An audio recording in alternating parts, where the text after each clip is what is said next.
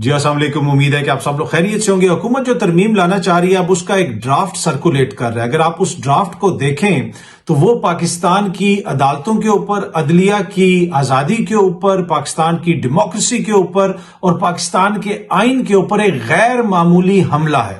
अगर आप इसको किसी और वर्ड्स में एक्सप्लेन कर सकें तो आप जरूर करें, लेकिन मेरी नजर में ये एक्स्ट्रा ऑर्डिनरी अटैक है इंडिपेंडेंस ऑफ जुडिशरी के ऊपर, डेमोक्रेसी के ऊपर और कॉन्स्टिट्यूशन के ऊपर। अब ये जो मुजवजा तरामीम है, अगर आप इनको देखें, इसमें कुछ चीजें क्या हैं। अगर आप एक नई अदालत का इसमें जिक्र है, उसका थोड़ा सा जायजा लें। वो जो नई अदालत बनेगी जनाब, वो अदालत कौन सी होगी? वो आईनी अदालत उसको कह रहे हैं।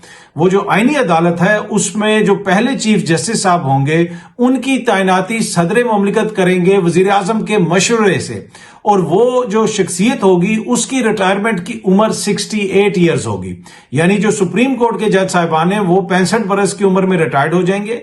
लेकिन ये जो नई अदालत बनाई जा रही है जिसको कॉन्स्टिट्यूशनल कोर्ट कहा जा रहा है, आईनी अदालत कहा जा रहा है, उसका जो चीफ जस्टिस होगा, उसके जो जज साहिबान होंगे वो 68 बरस यानी 68 ईयर्स तक जो है वो अपनी खिदमात सर अंजाम दे सकेंगे। और पहले चीफ जस्टिस साहब जो हैं वो वजीर आजम साहब लगाएंगे सदर साहब के मशवरे से। फिर अगले जो जजेस की उसमें तैनाती होगी उसमें उस चीफ जस्टिस जो वजीर आजम ने लगाया है, सदर ने लगाया है वजीर आजम के मशवरे से, उसका मशवरा भी शामिल होगा। तो यहां पे आपको इंडिपेंडेंस ऑफ जुडिशरी कहीं पे नजर आ रही है क्या? वो जो एक प्रिंसिपल है कि ये नहीं हो सकता कि आप किसी को भी उठा के जज लगा दें। दूसरी बात यह है कि इसमें कौन सा ऐसा आईनी पॉइंट है कि सुप्रीम कोर्ट का जज तो 65 बरस की उम्र में रिटायर्ड हो जाएगा, लेकिन ये जो नई आईनी अदालत आ रही है इसका जज जो है वो 68 ईयर्स तक जाएगा। क्या किसी मखसूस शख्सियत को जहन में रख के ये कानून साजी की गई है कि वो इधर से रिटायर्ड होंगे और साथ ही उनको कॉन्स्टिट्यूशनल कोर्ट का जो है वो चीफ जस्टिस लगा दिया जाएगा? अब ये जो कॉन्स्टिट्यूशनल कोर्ट है इसका बड़ा इंपॉर्टेंट किरदार होगा।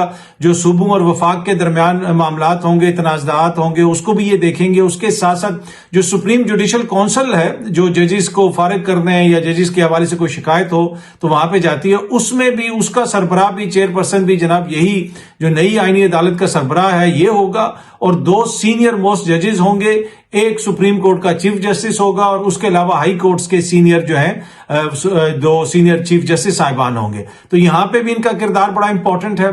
फिर जो हाई कोर्ट्स में तैनातियां वगैरह होंगी उसमें भी ये जो नए आईनी अदालत का चीफ जस्टिस होगा उसका बड़ा इंपॉर्टेंट किरदार होगा, उस कमीशन का भी वो हिस्सा होगा। तो जिस शक्ल में इस वक्त हमारा आइन मौजूद है, सुप्रीम कोर्ट मौजूद है, उसको एक तरह से बाईपास किया जा रहा है बहुत सारी जगहों के ऊपर कि जी सुप्रीम कोर्ट अलहदा हो जाएगी, नई कोर्ट बन जाएगी। ये तो पूरा आप आईनी जो स्ट्रक्चर है उसको चेंज कर रहे हैं, आप आइन की शक्ल बदल रहे हैं। आप आइन के अंदर आज से 50 बरस कबल बता दिया गया था कि मुल्क की सबसे बड़ी अदालत सुप्रीम कोर्ट होगी, लेकिन वो ये अब कह रहे हैं कि नहीं जनाब, ये एक नई अदालत हम बनाने जा रहे हैं। और इसके ऊपर वकला की जानिब से भी बड़ा सख्त रद्द-ए-अमल आ रहा है। वकला ये कह रहे हैं कि हम इस हवाले से तहरीक चलाएंगे। हामिद खान साहब जो है वो उन्होंने भी बड़ी सख्त बातें की हैं। उन्होंने कहा है कि अब हमारी लाशों के ऊपर से गुजर के ये कोर्ट बनाई जाएगी। लेकिन जब ये आइन के ऊपर यहां पे बिल्डोजर चलाया जा रहा था 2 सालों के दौरान, जो कुछ हो रहा था उसमें अगर वकला इतनी सख्त अल्फाज पहले बोलते रहते या फिर वो इतनी केयर करते, मैं सबकी बात नहीं कर रहा, बहुत सारे लोग इसके ऊपर आवाज उठाते रहे, लेकिन बहुत सारे लोगों के ऊपर तनकीद होती रही कि जनाब वो मामलात को संजीदगी से नहीं ले रहे जितनी संजीदगी से मामलात आगे बढ़ रहे हैं। और आज फिर नतीजा जो है कहां पे पहुंचा है वो हमारे सामने है। अच्छा, अब एक और जो इसके अंदर अमेंडमेंट शामिल है उसमें यह कहा गया है कि किसी भी अदालती फैसले के मौजूद होने के बावजूद अगर कोई अमेंडमेंट हो जाती है, आइन में कोई तरमीम कर दी जाती है, आइन के अंदर कोई चीज है, तो वो कोई भी अदालत इंक्लूडिंग ये जो नई आईनी अदालत है वो भी उसके ऊपर क्वेश्चन रेज नहीं कर सकती, वहां पे जाके उसको चैलेंज नहीं किया जा सकता। अगर वो कोई फैसला दे भी दें इसके खिलाफ तो वो फैसला जो है वो माना नहीं जाएगा, उस फैसले की कोई कानूनी हैसियत नहीं होगी। एक अदालत जो मुल्क की सबसे बड़ी अदालत है, बाकायदा उसके अंदर लिखा हुआ है उस प्रपोज्ड अमेंडमेंट के अंदर कि constitutional court, supreme court, high court, कोई भी अदालत मुल्क की अगर वो कोई फैसला देगी तो उसकी कोई हैसियत नहीं होगी।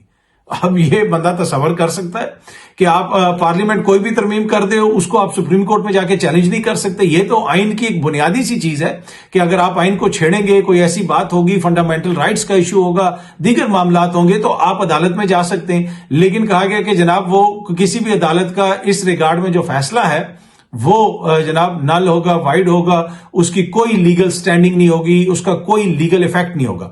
ایک اور جو ترمیم اس میں کی جا رہی ہے وہ ہائی کورٹ کے جج صاحبان کے حوالے سے ہے. اس میں بھی جو لکھا ہوا ہے آئین کے اندر اس کو تبدیل کیا جا رہا ہے. پہلے ہائی کورٹ کے جج صاحب کی یا جج صاحبہ کی اپنی مرضی سے ان کی ٹرانسفر ہو سکتی ہے, لیکن اب جو ہے ان کی مرضی کے بغیر جناب صدر مملکت جو ہے وہ کمیشن کی سفارش کے اوپر ان کی ٹرانسفر کر سکیں گے, اور ان کو ٹرانسفر کسی بھی ہائی کورٹ میں کر دیا جائے گا. اگر کسی جج صاحب سے جو چیف جسٹس صاحب اگر راضی ہیں تو وہ ان کو بھیج دیں گے دوسرے ہائی کورٹ میں. اور اس کے آگے کیا لکھا ہوا ہے کہ جو بندہ دوسرے ہائی کورٹ میں جائے گا وہ اس ہائی کورٹ کا چیف جسٹس نہیں بن سکتا. تو بنیادی طور پہ آپ نے تو اس کو کھڑے لائن لگا دیا, او ایس ڈی بنا دیا. تو کیا یہ انڈیپینڈنس آف جوڈیشری کے مطابق ہے کہ جناب جج کی مرضی کے بغیر؟ اب آپ کو پتا ہے کہ بڑا ایشو چل رہا ہے اسلام آباد کے ہائی کورٹ کے جو جج صاحبان ہیں ان کے خط کا معاملہ, وہ سب کچھ پوری قوم کے سامنے میڈیا اس کو رپورٹ کرتا رہا ہے. تو اب اگر اس طرح اٹھا کے آپ ٹرانسفر کر دیں گے اور بھیج دیں گے, اور وہ جدھر جائے گا وہاں پہ بھی وہ کبھی بھی پھر چیف جسٹس نہیں بن سکتا جس کورٹ میں اس کو ٹرانسفر کیا جائے گا. اس کے علاوہ اور بھی بہت ساری اس میں ایسی چیزیں ہیں, ترامیم ہیں, جن کے حوالے سے آپ جو ہے کوشچن کر سکتے ہیں کہ جناب کس کو بلایا جا سکتا ہے. نیشنل سیکیورٹی کے حوالے سے کچھ چیزیں ہیں. اور یہ جو نئی عدالت بنے گی جناب, یہ صدر مملکت سب جب تک اس کو کوئی جگہ نہیں ملے گی صدر مملکت بتا دیں گے کہ کدھر اس نے بیٹھنا ہے, یہ وہاں پہ بیٹھے گی, انصاف فراہم کرے گی. تو باقی سارے ججز جو ہیں وہ سپریم کورٹ کے 65 سال کی عمر میں ریٹائرڈ ہو جائیں گے, لیکن یہ جو ایک سپر کورٹ بن رہی ہے, آئینی کورٹ ہے, تو اس کے جج صاحبان کی عمر جو ہے وہ 68 برس تک ہوگی, یعنی 68 برس تک ہوگی. تو جس طرح میں نے پہلے بھی عرض کیا کہ ایک ایکسٹرا آرڈنری اٹیک لگ رہا ہے آپ کے کانسٹیٹیوشن کے اوپر, لیکن اس سے بھی زیادہ ایکسٹرا آرڈنری چیز یہ ہے کہ آپ نے کل آنیاں جانیاں دیکھی کہ بلاول بھاگ رہا ہے, زرداری صاحب بھاگ رہے ہیں, میاں صاحب بھاگ رہے ہیں, جناب پوری حکومت آگے پیچھے چل رہی ہے, بھاگ رہی ہے کہ جناب اس قانون کو ہم نے پاس کرنا ہے, کہ جیسے یہ کوئی بہت ایکسٹرا آرڈنری قانون ہے.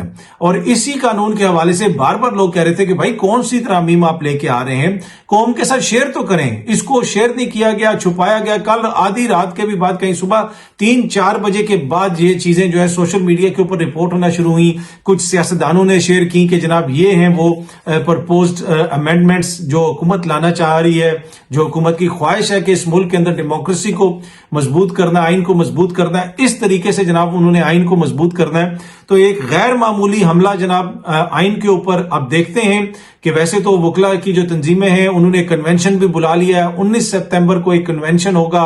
حامد خان صاحب یہ کہہ رہے ہیں کہ ہم اس کے خلاف تحریک چلائیں گے. ابھی تک یہ نمبرز پورے نہیں ہوئے, جو نمبرز حکومت گزشتہ روز کہتی رہی کہ جی نمبر پورے ہو گئے ہیں. وہ زرداری صاحب بھی چلے گئے, شہباز شریف صاحب بھی مولانا کے پاس چلے گئے, باقی لوگ بھی چلے گئے, اور جو کچھ ہوتا رہا اور یہ کہا جاتا رہا کہ جی نمبر پورے ہو گئے, لیکن نمبر ابھی تک پورے نہیں ہوئے. اور میرے خیال میں پاکستان کی پارلیمنٹ کے ہر ممبر کو یہ جو مجوزہ ترامیم ہیں, پرپوزڈ امینڈمنٹس ہیں, ان کو ایک دفعہ آپ ضرور پڑھیں. ان کو اردو میں ان کا ترجمہ کروایا جائے, اس کے ساتھ ساتھ اگر کوئی علاقائی زبان میں کروانا ہے تو اس میں بھی کروایا جائے, اور ان سب کو کہا جائے کہ ایک ریکویسٹ کی جائے کہ بھائی ایک دفعہ آپ اس کو پڑھیں.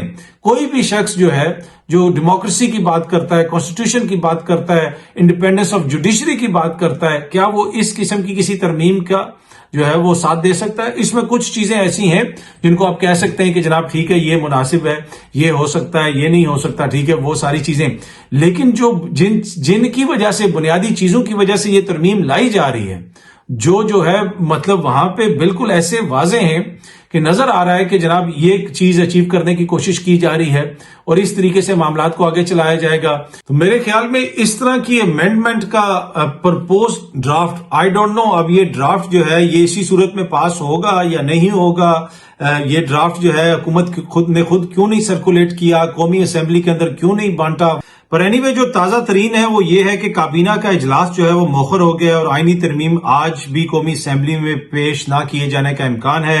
سینٹ کا جو اجلاس ہے اس کو بھی کہا جا رہا ہے کہ غیر معینہ مدت کے لیے ملتوی کر دیا گیا ہے.